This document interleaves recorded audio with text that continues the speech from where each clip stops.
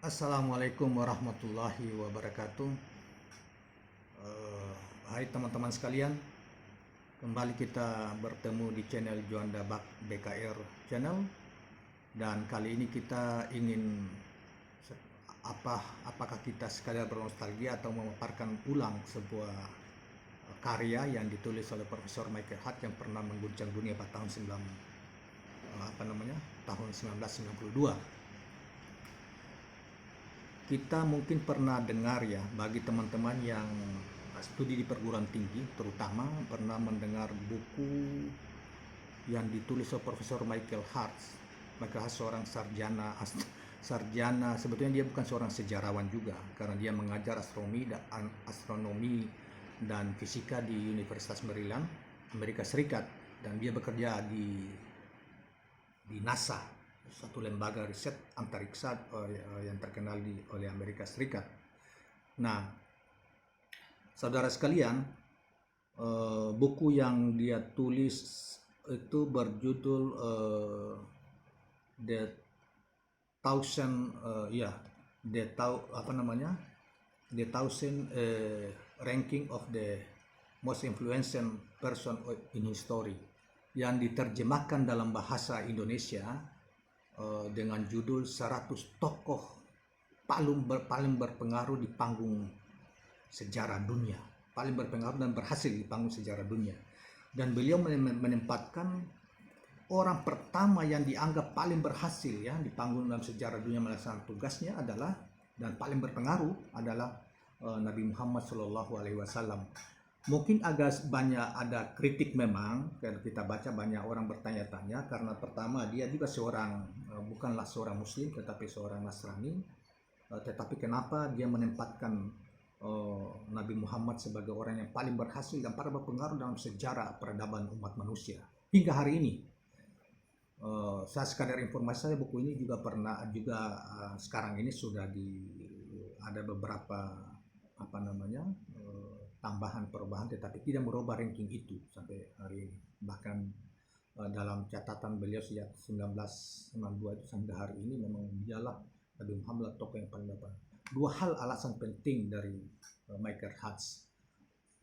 Pertama, Rasulullah dari latar belakang Rasulullah bukanlah seorang pemimpin yang lahir dari pusat-pusat peradaban dunia.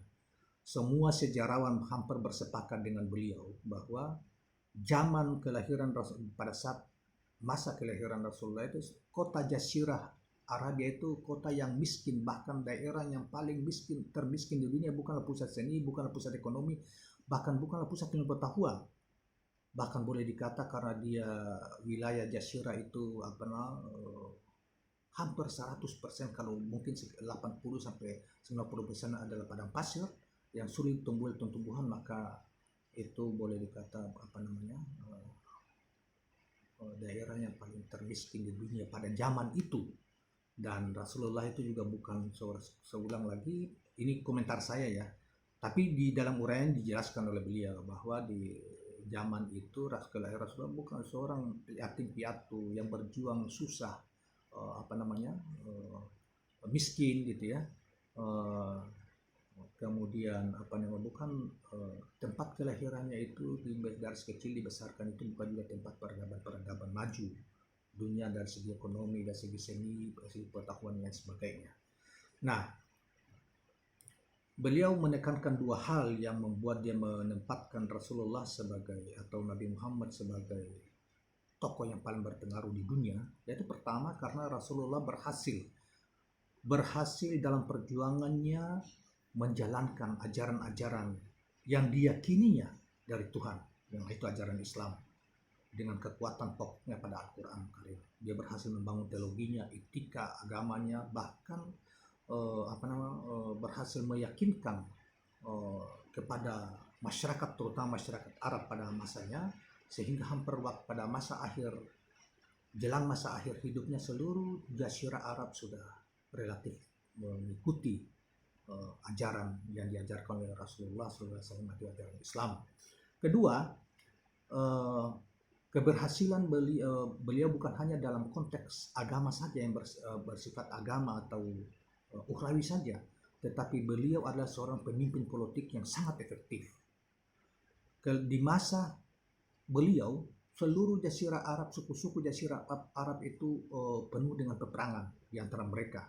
Dalam perebutkan tentunya banyak hal, alasan di antara yang paling banyak adalah soal-soal pusat-pusat perekonomian. Bahkan terjadi perampokan di mana-mana sebelum kehadiran beliau. Tetapi begitu dia tampil sebagai pemimpin, maka dia mempersatukan secara efektif mempersatukan seluruh suku-suku yang ada di Jazirah Arab. Yang kemudian setelah itu mereka pasca beliau, sahabat-sahabat beliau, Abu Bakar, Umar, Utsman dan Ali, tentunya di bawah kepemimpinan mereka sudah memperluas seluruh kekuasaan Arab atau Islam pada saat itu sampai seluruh, menembus Eropa, daratan Eropa, menembus daratan sampai ke India, sampai seluruh kerajaan besar dunia pada saat itu. Sasanid Persia itu sudah tunduk di bawah kekuasaan Islam, kemudian seluruh Afrika Utara, bahkan Mesir yang menjadi salah satu pusat kekuasaan di Romawi itu sudah ditaklukkan oleh Islam, yang kemudian belakangan kemudian juga Bizantium juga ditaklukkan oleh Khalifah Utsmaniyah, walaupun rentangnya agak jauh ini, tetapi seluruh termasuk pusat peradaban, pusat agama Palestina, Syria itu pada masa Umar itu sudah juga dikuasai oleh umat Islam.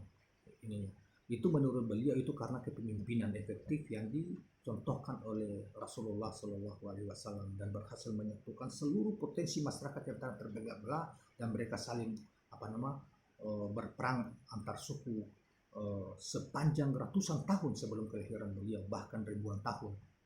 Ini ya, dari sebuah wilayah yang tidak dianggap sebuah bangsa Arab atau suku-suku yang tadinya tidak dianggap oleh peradaban-peradaban besar dunia pada saat Romawi dan Romawi dan Persia pada zaman itu, bahkan jauh sebelum itu kemudian menjadi pusat pergerakan politik yang efektif dan penyebaran agama yang sangat cepat merambah dunia dan diikuti oleh bangsa-bangsa lain di dunia.